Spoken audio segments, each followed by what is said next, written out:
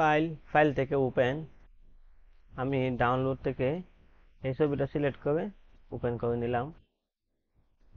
তাই এখন আমি এখান থেকে এই যে ফটো ফিল্টারে ক্লিক করব।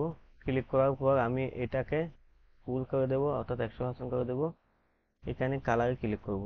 ক্লিক করার পর এখানে ডাবল ক্লিক, আমি এখান থেকে যে কোনো একটা কালার আমি বাস এটা দিলাম। ওকেতে ক্লিক করব, এটা আমি ক্লোজ করে দেব। তো এখন আমি ইমেজে ক্লিক করব। ইমেজ থেকে আমি অ্যাপ্লাই ইমেজে ক্লিক করব।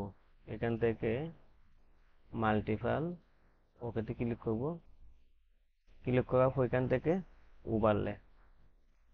তো এখন আমি ব্রাশ টুলে ক্লিক করব।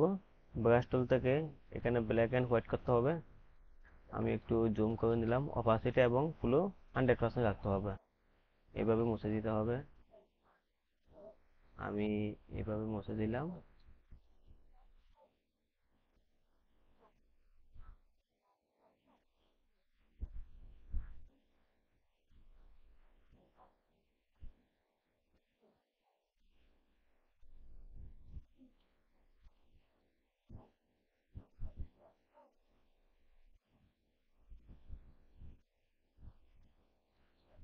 তো এখন আমি এখানে হোয়াইট অ্যান্ড ব্ল্যাক রাখবো।